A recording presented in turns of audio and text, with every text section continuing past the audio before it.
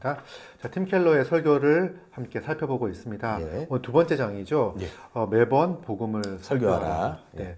우리 방길삼 목사님은 예. 매번 복음을 설교하고 있습니까? 설교하려고 노력을 하고 있습니다. 네, 매번 최선을 다해서. 최선을 다해서 복음을 설교하기 위해서 노력하고 있는데 예. 그 복음을 설교한다는 건 바로 그리스도를 설교하는 예, 거다라고 맞습니다. 이제 저자가 이야기를 하고 있습니다. 예.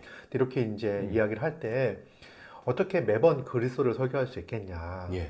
성경이 그리스도를 이야기하지 않는 본문들도 너무 예. 많고 특별히 구약 본문을 보면 그리스도의 그 직접적으로 안 나오니까. 찾기가 어려운 예. 경우들이 참 맞아. 많이 있는데 예. 어떻게 그리스도를 설교할 수 있느냐 이렇게 예. 이제 묻는 분들이 간혹 있죠. 있습니다. 예. 그렇다면 예. 정말 모든 본문에서 그리스도를 설교할 수 있습니까? 네. 있다라고 네. 저자가 이야기하고 그 근거가 뭐냐면 성경 자체가 구약과 신약이다. 그래서 구약은 이제 옛 언약인데 바로 이제 메시아의 오실 메시아에 대한 예언이라면 신약은 바로 오신 메시아에 대한 그 메시아가 성취하신 약속의 내용들을 담고 있기 때문에 구약과 신약 전체가 다 예수님이 주인공이시기 때문에 설교할 수 있다라고 얘기할 수 있습니다. 네. 예. 모든 본문이 바로 그리스도에 대한 이야기다. 오신 예. 메시아 또 오신 오신, 메시아에 예, 대한 그쵸. 이야기이기 때문에 모든 본문에서 복음을 설명할 수 있고 그리스도를 드러낼 수 있다라고 예. 이제 설명을 하고 있습니다. 예. 자, 그런데 이제 저자가 모든 본문에서 그리스도를 설교해야 되는데 예. 오늘날 보면 설교에 보면 그리스도가 있어야 될 그 자리에 예. 그리스도 아닌 다른 것이 차지하고 있다. 그게 예. 뭐냐면 바로 율법주의적 설교이고 또 반율법주의 설교. 반율법주의적 예. 설교가 이제 그리스도를 드러내는 복음이 예. 있어야 될 자리를 대체하고 있다라고 그쵸. 이야기를 예. 하는데 그럼 율법주의란 무엇입니까? 예, 율법주의란 우리 뭐 시청자분들 다 아시겠지만 인간의 어떤 선행, 종교적인 어떤 행위, 즉 다시 말해서는 우리의 어떤 공로를 가지고 하나님 앞에 가면 하나님이 그것을 또 귀하게 보시고 뭐 귀한 거긴 하지만 아니 귀하게 보시고 귀하게 보시고 호의를 베풀어 주신다 뭐 이런 내용이죠. 네, 열심히 하면 구원받는다. 예. 우리가 하나님 앞에 율법을 다 지켜 행하면 예. 구원을 받고 또 율법을 다 지켜 행하면 하나님이 주시는 복을 받을 수 있다. 이렇게 이야기하는 게 이제 바로 율법주의다. 그래서 우리가 열심히 하는 거에 따라 가지고 예. 복을 받는 것과 또 우리가 열심히 하는 거에 따라서 구원의 여부가 달려져 예. 있는 것 그쵸. 같이 설교하는 게 바로 율법주의적 설교다라고 이야기할 수 있고요. 그리고 이제 반율법주의적 설교는 뭔가요? 예, 약간 반대급부인데 이건 또 반대로 이제 하나님이 우리를 그냥 있는 그대로 죄인인 그냥 그대로를 받으시기 때문에 더 이상 뭐 우리가 이제 어떤 도덕적 삶에 대한 어떤 그 내용들을 또 말하지 않는 굳이 살 필요가 없다. 살 필요가 없다. 예. 주님이 다 하셨으니 예. 이제 우리는 뭔가를 율법을 지킨다든지 거룩을 추구하든지 그쵸. 선을 행한다든지 그럴 필요가 없다. 없다라고 이야기하는 게 예. 이제 반율법주의적 설교다라고 예. 이야기를 합니다. 그러면 율법주의적 설교를 했을 때 이제 예. 문제가 그쵸. 뭘까요? 결국은 자기 의로 이제 하나님 앞에 나아가기 때문에 자기의 의가 이제 강화되어지는 방식이 되겠죠. 어떤 사람들은 이제 뭐 설교자가 뭐 하라라고 했을 때 잘 따르는 사람들은 이제 우월감을 갖게 될 것이고 또 그렇지 못한 사람들은 열등의식이라든지 자괴감에 빠지게 될 거란 말이에요. 네. 즉 자기 의기 때문에 또 다른 사람들도 어떻게 보게 되냐면 이제 정죄하게 되는 거죠. 잘 못하는 사람들을 비교하면서 평가하면서 정죄하게 되는 그런 패단을 낳게 될 겁니다. 일단 율법주의를 갔을 때 자기의를 강화시키는 방식인데 예. 사실 우리가 이 자기의를 가지고서 우리가 이뤄낸 의를 가지고 하나님께 받아들여질 수 있다는 생각하는 것 그쵸. 자체가 예. 위험하고 위험하죠.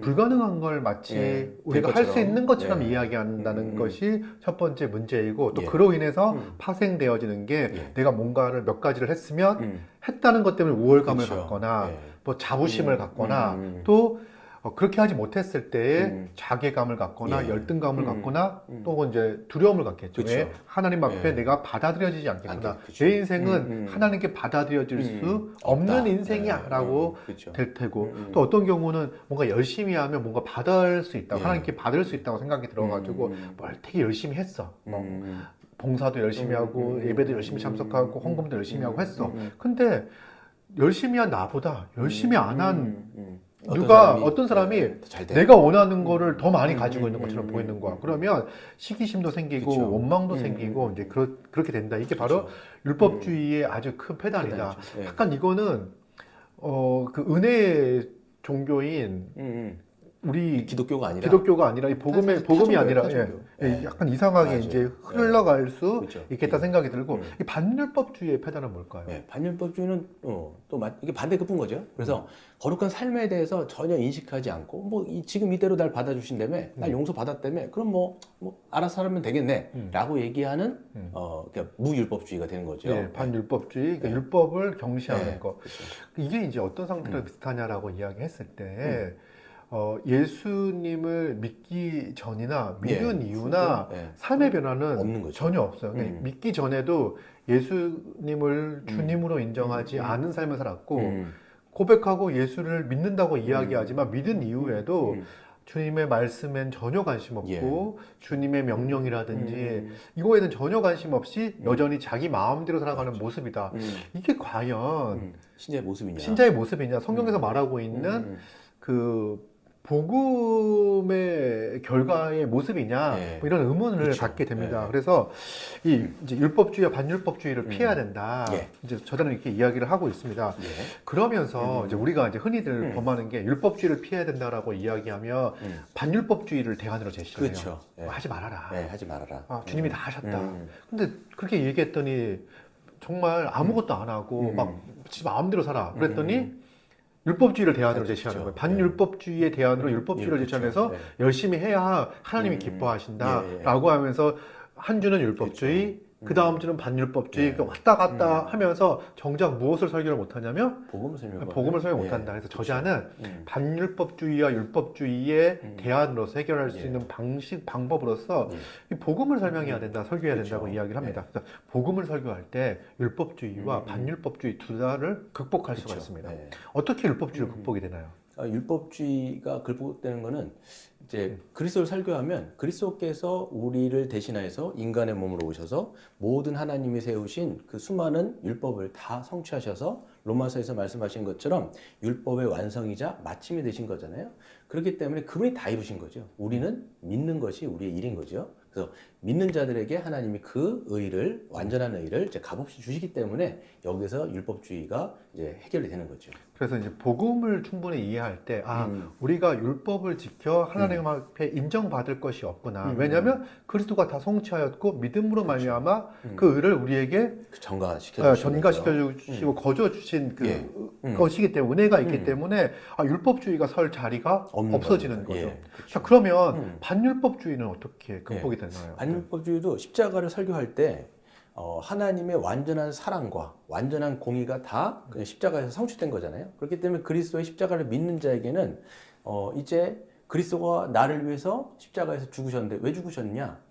나의 죄 때문에. 거룩하신 하나님의 그 공의가 실현된 장소잖아요.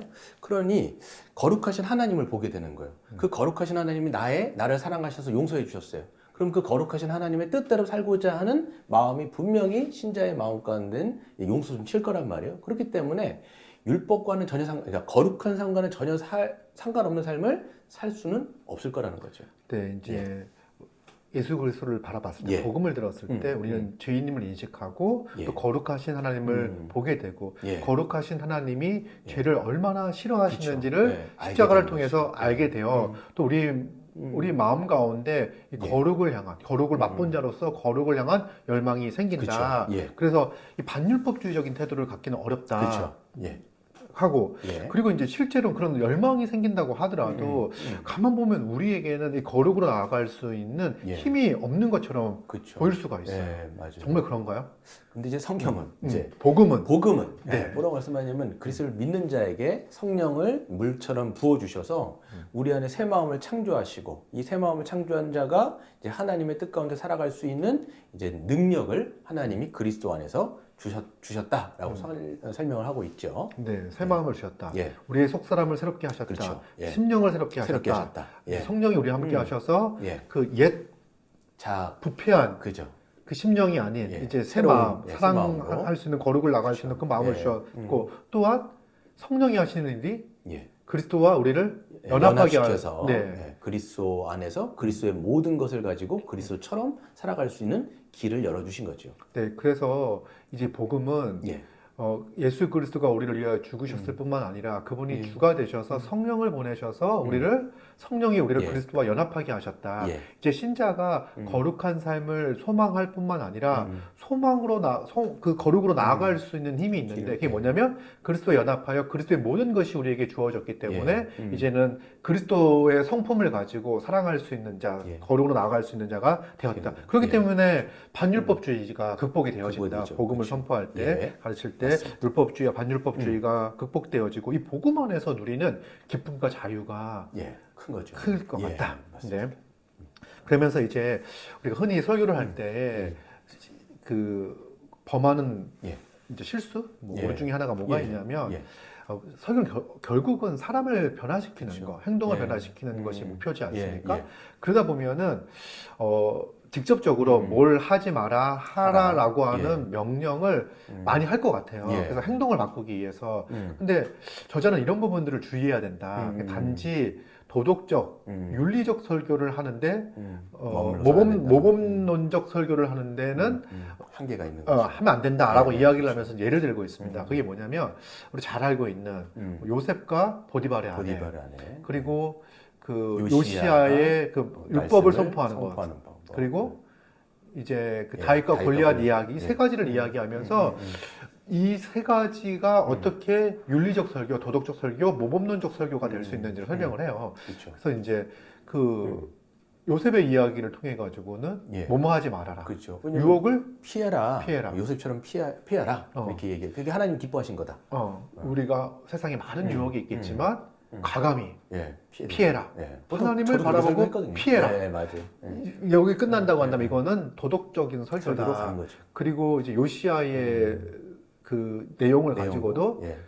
그 성도들이 이스라엘 백성들이 말씀을 사모하며 말씀을 들었던 것처럼 예. 우리도 어떻게 하라? 말씀을 사모하라. 말씀을 사모하라. 그럴 때 개혁이 된다. 뭐 이렇게 모범적으로 하겠죠. 네, 그게 모범론적 설교고 그 다음에 다윗과 골리앗도 마찬가지로 우리가 싸워서 하나님을 신뢰함으로써 싸우면 우리가 이길 수 이긴다. 있다. 승리가 우리겠다. 이렇게 하는 네, 것들은 네. 이제 다 요셉을 모범론적. 못 받고 뭐 요시아나 못 그 받고, 백성을 못 그렇죠. 받고 다윗을 본받고. 본받아라라고 하는 것이 음. 이제 도덕주의적 예, 설교다라고 그렇죠. 설명을 하고 요걸 극복하는 방식이 이제 그리스도대로. 이런 것 가운데서도 그리스도를 드러내야 된다라고 그렇죠. 설명을 예, 합니다. 예, 예. 그래서 요셉의 이야기에서 어떻게 그리스도를 드러내죠? 예. 그러니까 요셉이 예수님의 예표적인 어떤 인물로서 그 유혹을 피하는 건데 예수님은 마찬가지로 이제 공생을 시작하시기 전에 광야에서 40일 금식하시고 사탄의 유혹을 물리치신 사건으로 그리스도께로 가서 그분이 승리하신 그 승리를 우리에게 주셨다 이렇게 가야 이제 우리가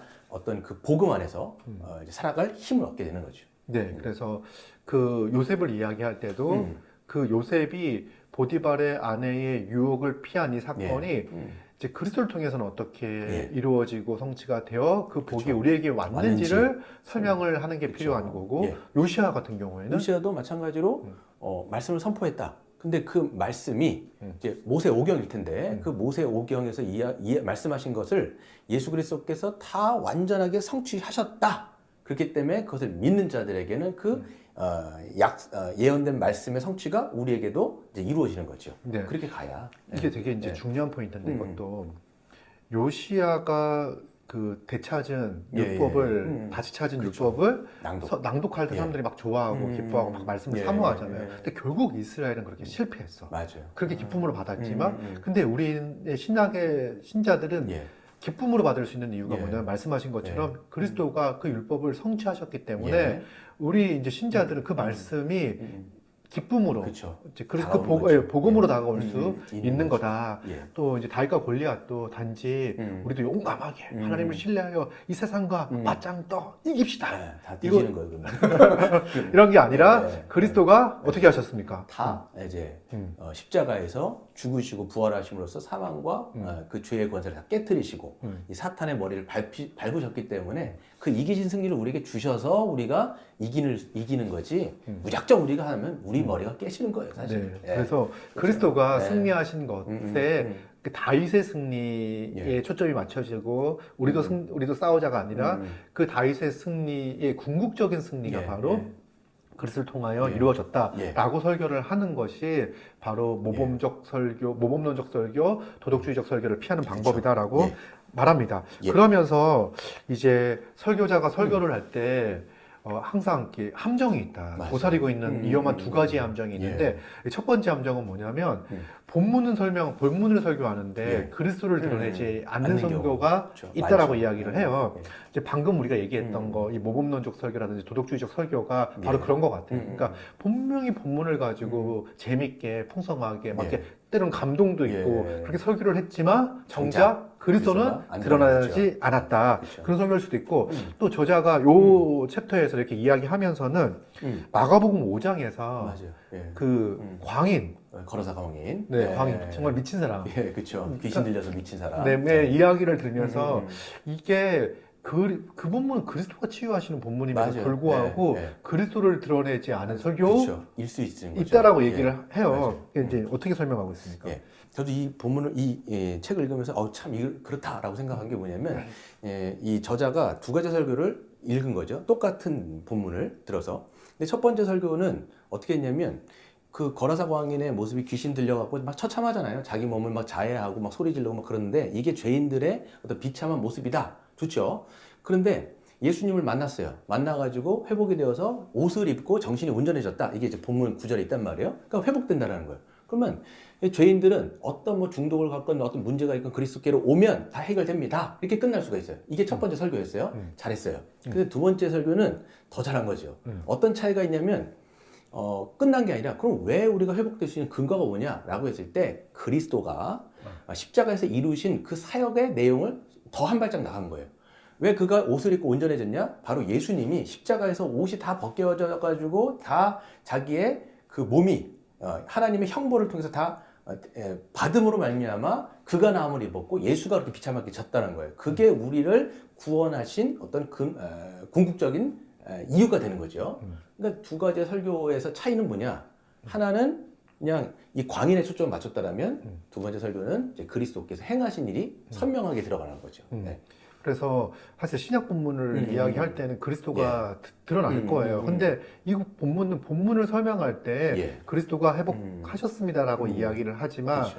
그 깊이 이 복음을 드러내기 위해서는 그 어떻게 예수 그리스도의 그 사역을 통해서 그 구원이 이루어졌는지까지를 설명을 하는 게 바로 이제 본문에서 멈추지 않고 그리스도께로 나아가는 거다라고 이제 설명을 합니다. 네. 그리고 이제 두 번째 함정, 피해야 될, 주의해야 될 함정이 뭐냐면 사실상 본문을 설교하지 않은 채 본문을 잠깐 언급하고 그리스도께로 넘어가는 경우도 주의해야 되는 거예요. 그러니까 본문만 설교하고 그리스도께로 나아가지 않는 것도 주의해야 되지만 문제지만 이제 본문을 그냥 지나가는 거예요. 그냥 지나가. 근데 지나가서 대부분 많은 분들이 지나가서 다른 데로 가는데 그렇죠. 이분은 지나가서 그리스도께로 가.